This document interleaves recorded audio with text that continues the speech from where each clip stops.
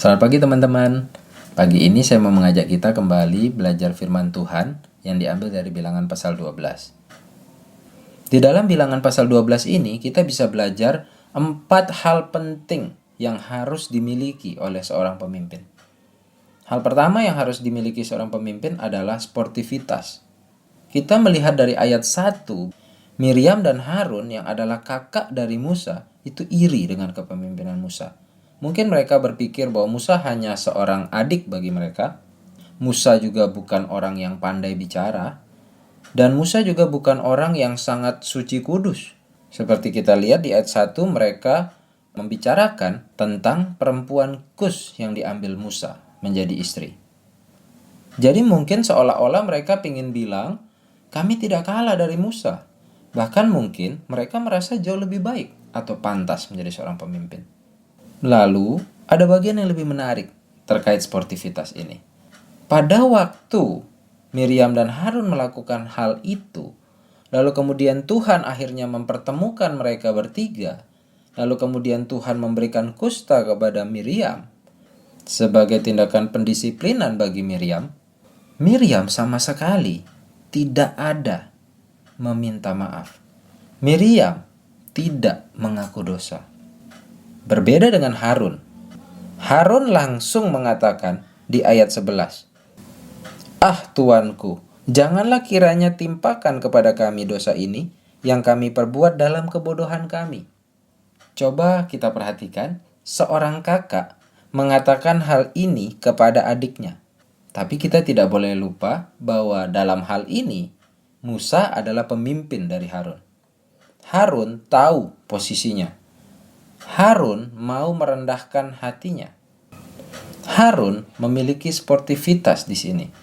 Dia tahu bahwa dia salah, maka dia meminta maaf. Dia tahu dia berbuat dosa, maka dia mengaku dosa.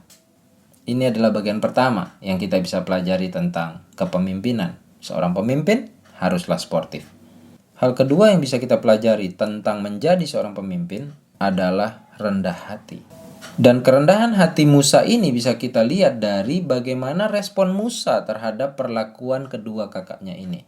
Musa tidak mempermasalahkannya, tetapi Musa membiarkan dirinya diperlakukan seperti demikian. Jadi seorang pemimpin harus memiliki kerendah hatian. Hal ketiga yang kita bisa pelajari adalah seorang pemimpin harus memiliki belas kasihan.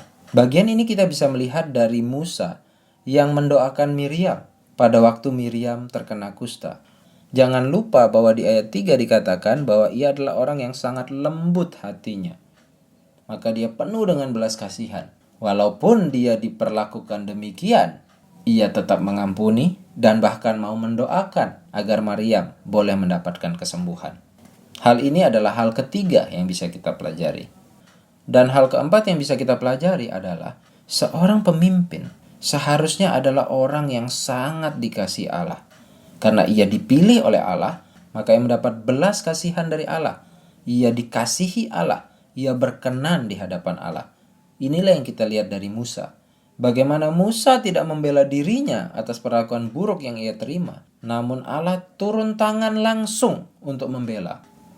Ini adalah bagian yang sangat penting untuk kita lihat.